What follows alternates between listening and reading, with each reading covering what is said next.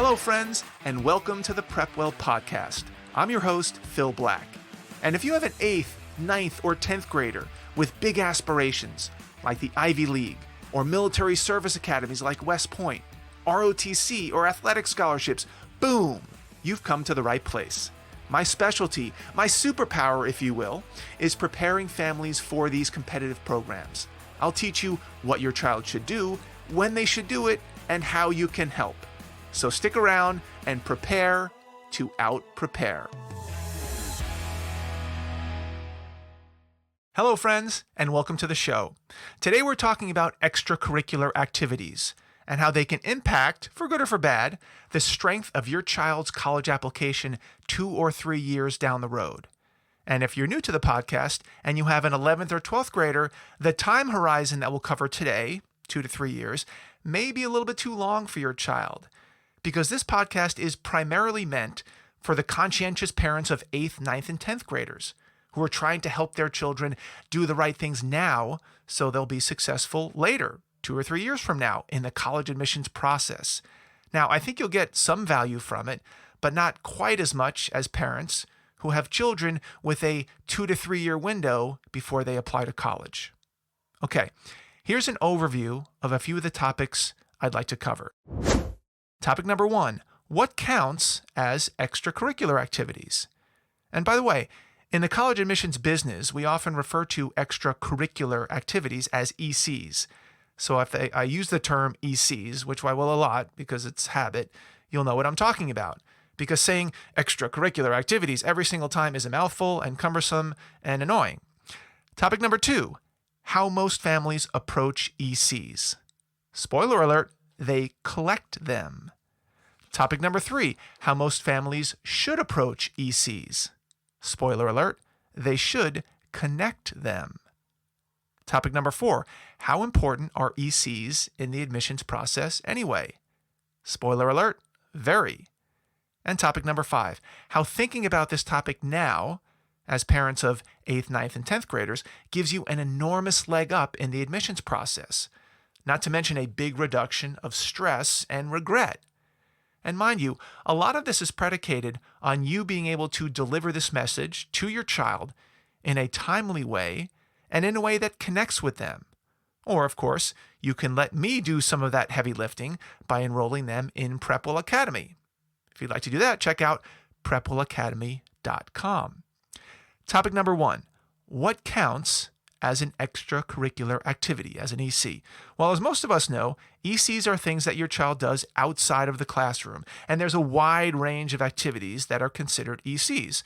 Some common ECs are sports, and band, and speech and debate, and student government, volunteering, tutoring, Boy Scouts and Girl Scouts, robotics club, basically all the school clubs, and of course, jobs and internships and shadow sessions and summer camps. We'll throw academic enrichment programs in there over the summer, online certification programs. You probably heard of most of these before. Other activities that might not come to mind at first are ECs related to family responsibilities or obligations. For instance, if your child has to be home after school to look after a younger sibling or care for an elderly grandparent or run a family business, these activities are absolutely considered ECs and very important, and colleges really want to know about them. How about hobbies like collecting baseball cards or beekeeping or even playing video games? If your child spends enough time doing it, especially if they're part of an esports team or a gaming league. What about travel? Sometimes travel can be presented as an EC in some cases. Probably not if we're talking about vacations, but some students do significant travel during high school, during the summer, and during the year. Basically, anything that your child does outside of the classroom, within reason, can be considered an EC. Topic number 2, how most families normally approach ECs. Well, in general, most families, and by that I mean the student and the parents, they begin high school in 9th grade with a mindset of collecting ECs, as if they're tokens or awards. How many ECs can they participate in? And they often do so haphazardly, without much of a plan in mind. After all, it's only ninth grade. There's plenty of time. And on this note, if you haven't listened to a previous episode called The Golden Years, please go back and listen to that. That's all about the importance of ninth and 10th grade. Students often take a shotgun approach to ECs. They join the chess club because of a friend. They join the robotics club because it meets on Tuesdays and Thursdays, which are their free days. Or they get involved in Spanish club because it only meets once a month and it seems pretty easy. Now, none of these are necessarily bad reasons to join an EC at first blush, but these ECs, over time, if approached without a plan, often lack an overarching theme or a vision or what I call a backbone that holds them all together. I like to think of this as the difference between collecting ECs and connecting ECs. Now, your average kid usually does the former. They collect ECs, which is not that hard. And the high aspiration kid with a plan does the latter. They try to connect their ECs to one another and to part of a greater vision, which is not always as easy. And for your average kid, collecting ECs is just fine. That's what most kids do. They join a few clubs, they stick with some, they drop others, they just muddle along. And their parents typically don't get overly involved because it seems like their kids are busy, they're doing stuff. And the parents have enough stuff on their plate as well.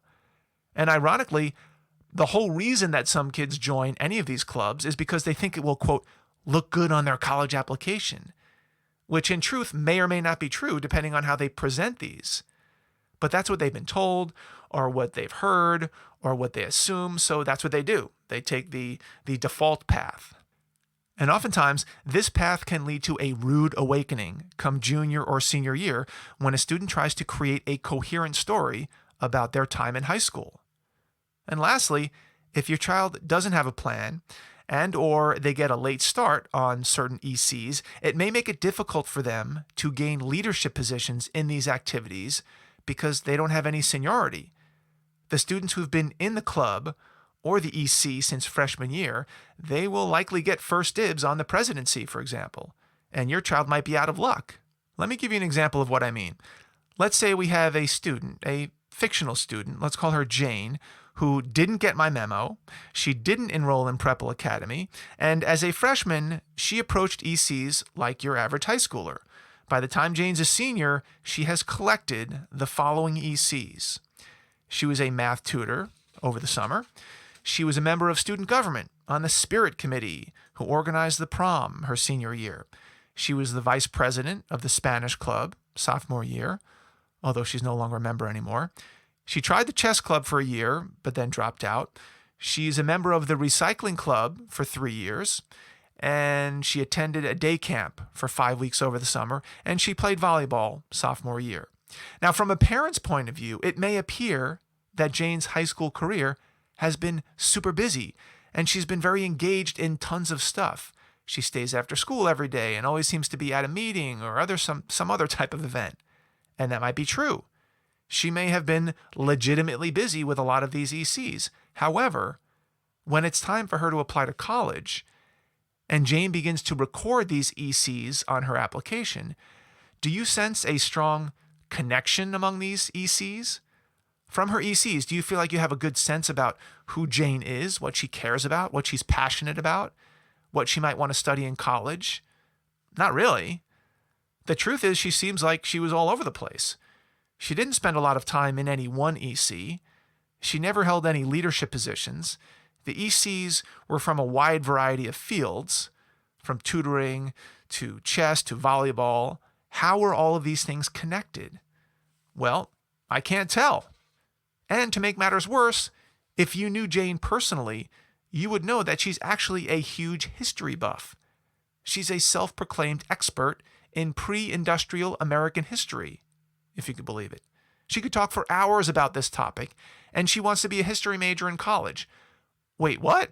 Oh man, why didn't this interest show up in her ECs?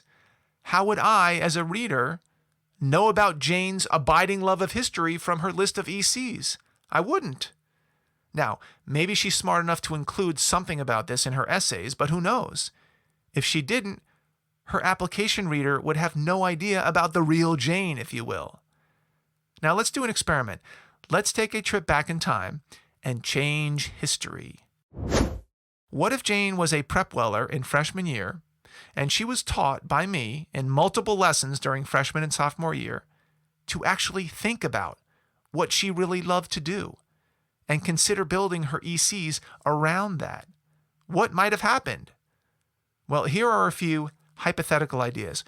What if Jane started a history club at school? What if she watched the 32 TED Talks all about history in pre-industrial America?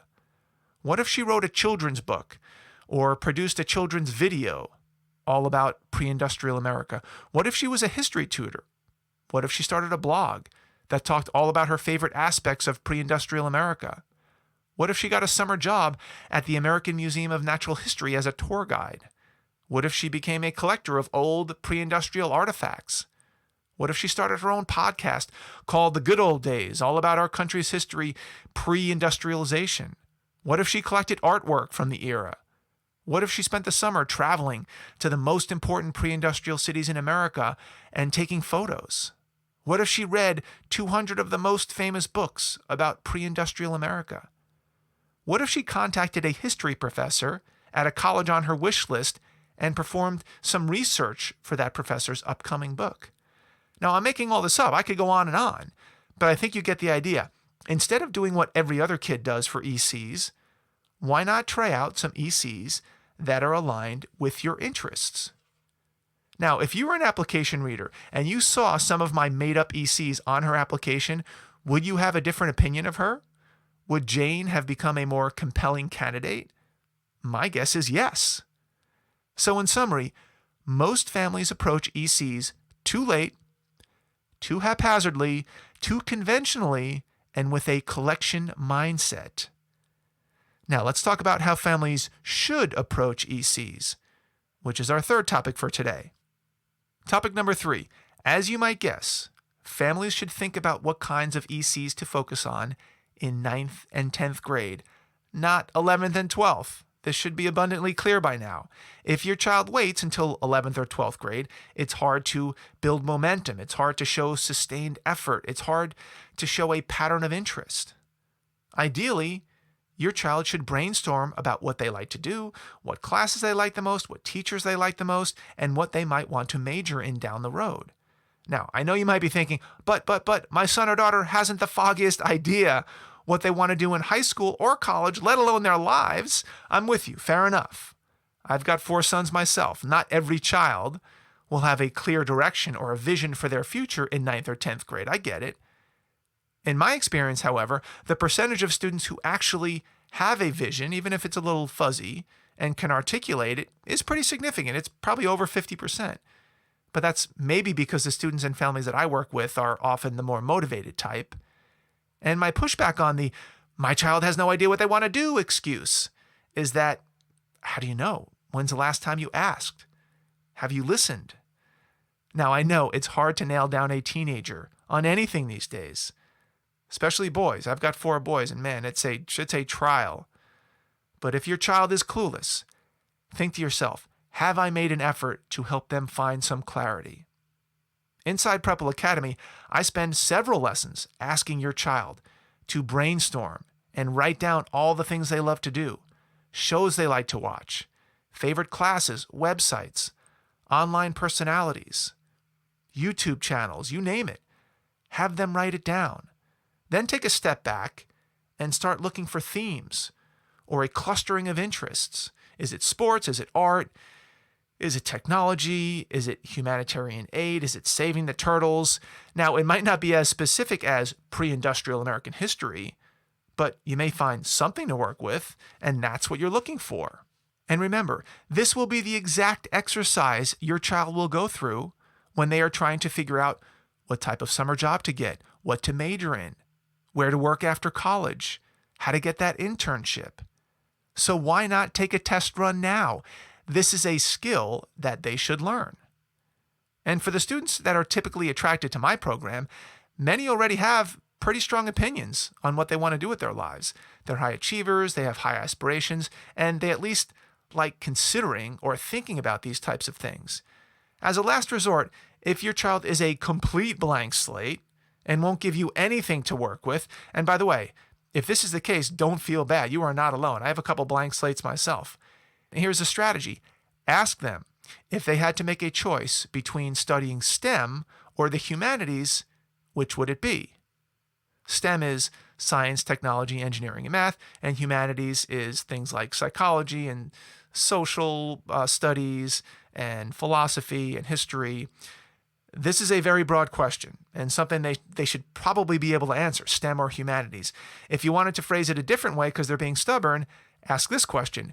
Which do they like more, numbers or words? They definitely should be able to answer that. Even a distinction as general as STEM versus humanities, numbers versus words, might give them a decision, or a direction at least, on the types of ECs to pursue. STEM kids would likely gravitate toward things like robotics and physics club and mathletes and engineering. Humanities kids, on the other hand, they may be more inclined to a history club or a psychology club or great books, or maybe they want to create their own book club. So in summary, families should approach the ECs early, 9th and 10th grade, with a long-term perspective and a strategic mindset that tries to align the ECs with budding interests. Topic number 4, how important are ECs in the admissions process anyway? There is no definitive source that shows exactly how much weight, if you will, each college puts on extracurricular activities. And of course, each college can decide on their own how much weight to assign to ECs, but most would probably agree that it's on the order of 35 to 45%. So it's pretty significant.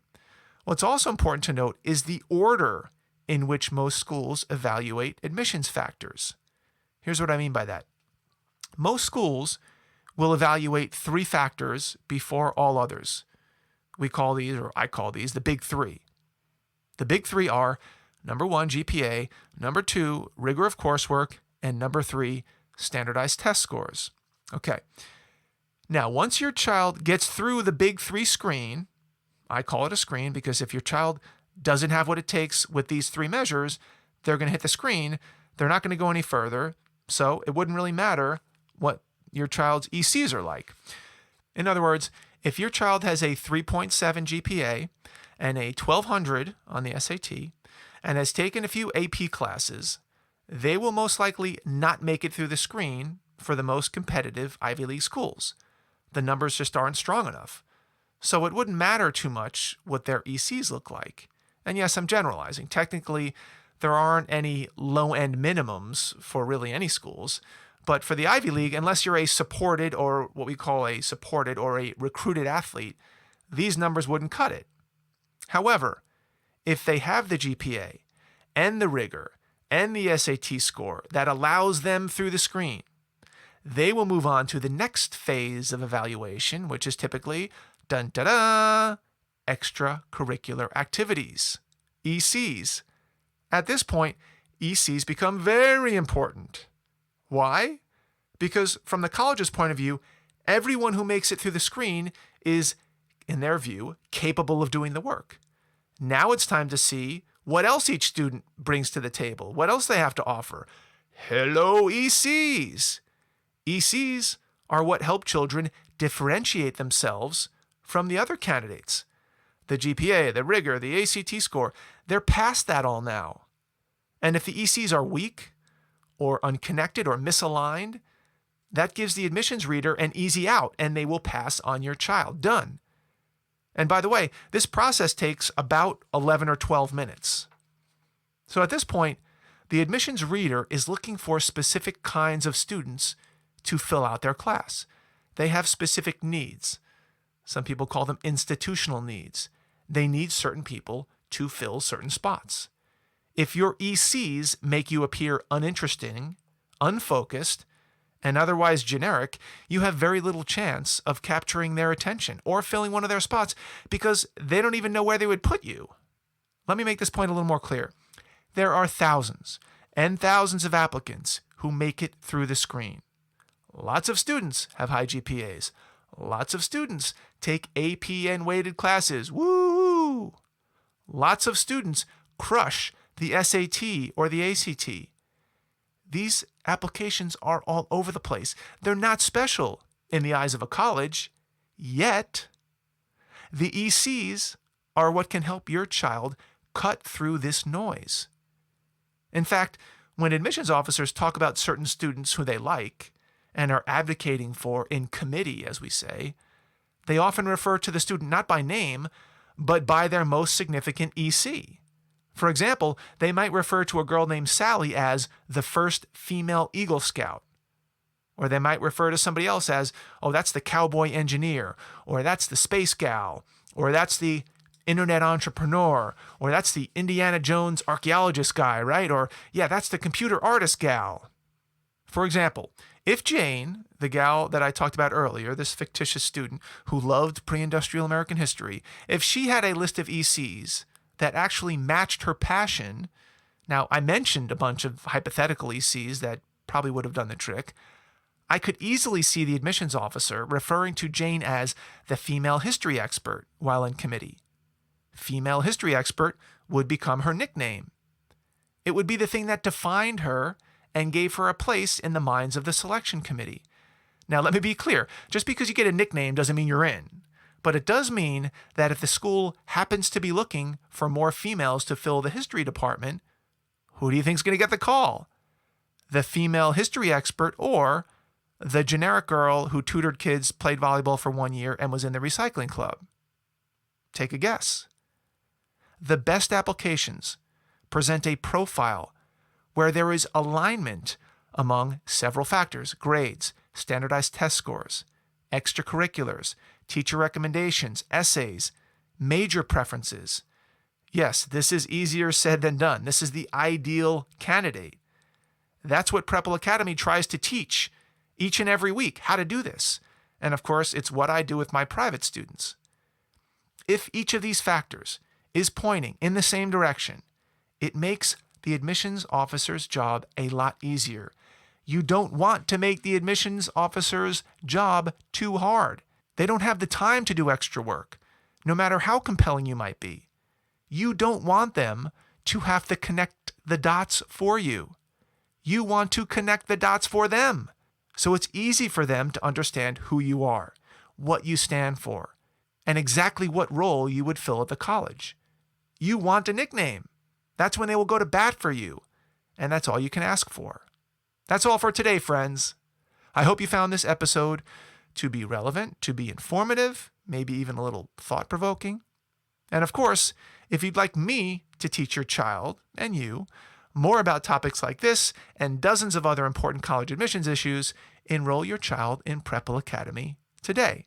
Remember, we don't even allow 11th and 12th graders in anymore if they're not starting in 9th and 10th grade, because it's too late.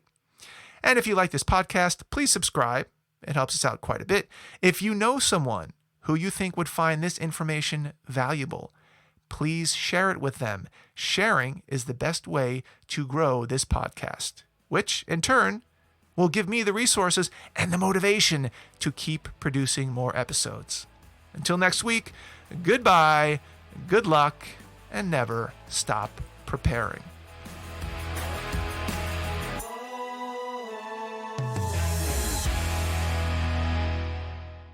This podcast is brought to you by Prepwell Academy. Prepwell Academy is my one-of-a-kind online mentoring program that delivers to your 9th or 10th grader a short, highly relevant video from me every week, every Sunday, in fact, where I give them a heads up about what they should be thinking about to stay ahead of the game. To get these valuable lessons into your child's hands, please head over to prepwellacademy.com and enroll your child today.